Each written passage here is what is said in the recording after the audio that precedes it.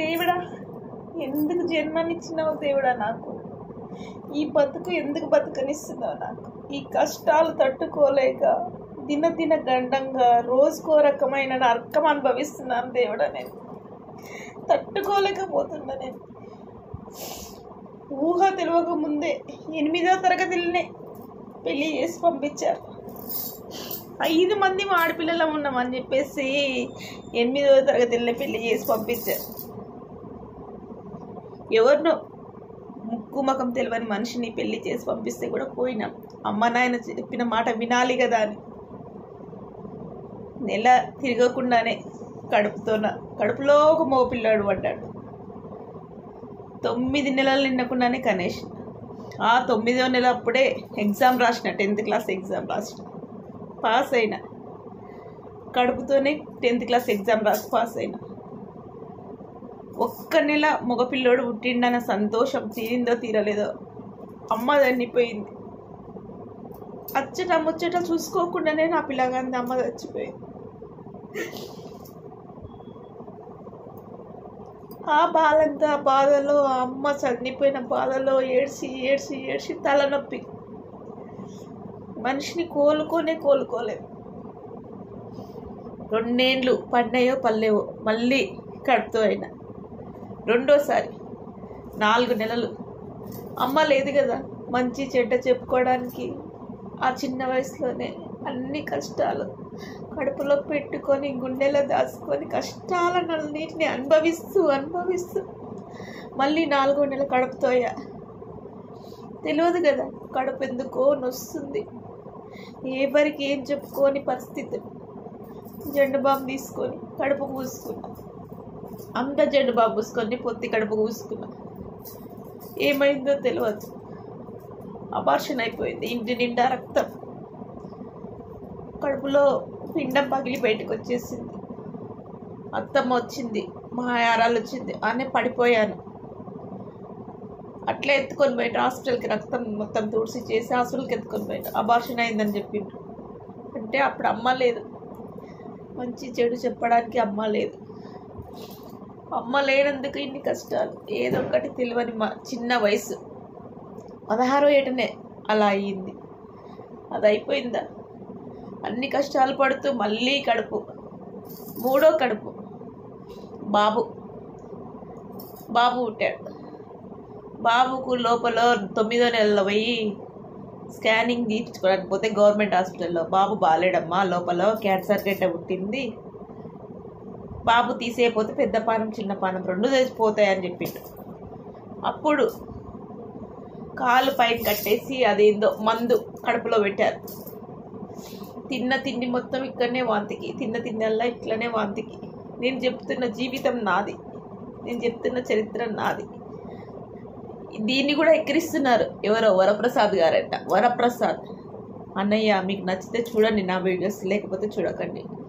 నాకు యాక్టింగ్ అంటే చాలా ఇష్టం. నేను నా జీవితము, నా గురించి, నా వీడియోలు నేను చేసుకుంటున్నాను. మీకు నచ్చితే చూడండి, నచ్చకపోతే చూడకండి. అలా కాలు కట్టేస్తే ఎప్పుడు సాయంత్రం 4 గంటల నుంచి తెల్లవారుజామున 4 గంటల వరకు ఆ వాంతికి ఇట్లనే అవుతుంది. కక్కుకొని నిండు కడుపు ఉన్నదాన్ని కాలు కట్టేస్తే ఎట్లా ఉంటుంది పరిస్థితి ఊహించుకోండి. ఆ పొజిషన్లోనే నీ కూతురో నీ అక్కనో మీ అమ్మనో ఉంటే అనకండి. ఏ ఆడబిడ్డని అట్లా అపార్థాలు చేసుకోకండి అనకండి. కాలు కట్టేసిండు. పండంటి బుడ్డ పుట్టిండు మగబిడ్డ, 3.5 కేజీలు. కాకపోతే వెనకల పుండు, రసపుండు అంటారంట, క్యాన్సర్ గడ్డ అది ఉంది. దాన్ని చూసి పిల్లోడు ఇంత బాగున్నాడు ఇట్లా కదా అని చెప్పేసి, అప్పుడు అమ్మ లేదు, చనిపోయింది కదా మా అమ్మ. నాకు 16వ ఏటనే చనిపోయింది. అప్పుడు అక్క వచ్చింది. 18 ఏళ్ళు పడినాయి. అప్పుడు అక్క వచ్చింది, మా పెద్ద అక్క.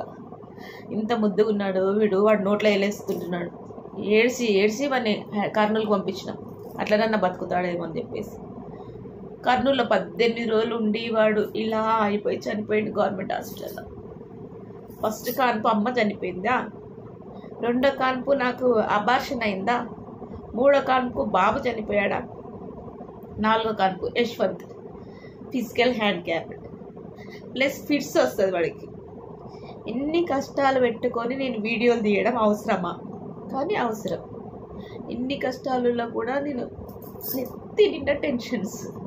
అయినా ఇప్పుడు చెప్తున్న స్టోరీ నాది, వినండి. నా ఫ్రెండ్స్, నాకు చిన్ననాటి ఫ్రెండ్స్ కూడా ఉన్నారు. అందరూ మధ్యలోనే హ్యాండ్ ఇచ్చారు, ఆదుకున్నారు. కానీ నన్ను ఎవ్వరు అర్థం చేసుకోలేదు. ఒక్కరు కూడా అర్థం చేసుకోలేదు. అమ్మ అర్థం చేసుకోకుండా చనిపోయింది. అక్క వాళ్ళు అర్థం చేసుకోలేదు. ఎప్పుడు నీ మౌని నువ్వు వెనకేసుకొస్తావు, ఆయన మీద బరువు బాధ్యతలు పెట్టాలి, నువ్వు మంచిగా ఉంటావు అని చెప్పేసి అంటే మా అక్క వాళ్ళు కూడా నేను మంచిగా ఉండాలనే అపోహతో చెప్తారు, కానీ ఆ వేరే కాదు. అలా యశ్వంత్ గారు సీజరింగ్ చేసి ఇంకా పిల్లలు చచ్చిపోతున్నారని చెప్పేసి కడుపు కోసి తీసిండ్రు వాడిని. వాడు పుడితేనే బ్లడ్ ఇన్ఫెక్షన్, బ్లడ్ పసిరికలు కర్నూలులో పెట్టారు 21 రోజు. అప్పుడు నరకమే, పచ్చి బాలంతను మెట్లెక్కాల దిగాల, పాలియనికి మెట్లెక్కాల దిగాల. ప్రతి ఒక్క కాన్పు నరకం. దిన గండం. అన్నిటికీ తోడు అమ్మ లేదు. ప్రతి ఒక్కసారి అమ్మ లేదు. చిన్నప్పటి నుంచి 14 ఏటో నుంచి అమ్మ లేదు నాకు. అన్ని కష్టాలు అనుభవిస్తూ కట్టులో పెట్టుకొని యూట్యూబ్ జత చేస్తున్నా నేను. యాక్టింగ్ అంటే పిచ్చి, డ్యాన్స్ అంటే పిచ్చి. ఆ పిచ్చితోనే నేను దీనికి అటాక్ట్ అయినా. దీంట్లో కూడా రకరకాల మనుషులు, రకరకాల టెన్షన్లు. 5K సబ్స్క్రైబర్స్ని డిలీట్ చేసుకొని మళ్ళీ స్టార్ట్ చేసిన. ఇప్పుడు ఓన్ కంటెంట్తో తీయాలంట. అందుకోసమే నా జీవితాన్ని మీ ముందు పెట్టాను. ఆ బాబు అయిపోయిన తర్వాత మళ్ళీ పాప. మొత్తం టోటల్గా 5 కాన్పులు అయినాక ఆపరేషన్ చేయించుకున్నాను. అప్పుడు మా షాప్ దొంగతనం, గద్వాలో షాప్ దొంగతనం అయి మళ్ళీ హైదరాబాద్ పోయినాం. కష్టాల మీద కష్టాలు. పుట్టినందుకు ఎన్ని కష్టాలంటే అన్ని కష్టాలు, అన్నీ నవ్వుతూ అనుభవిస్తూ అలాగే ఉన్నాను. ఉన్న 3 పిల్లలు, 2 బాబులు, 1 పాప.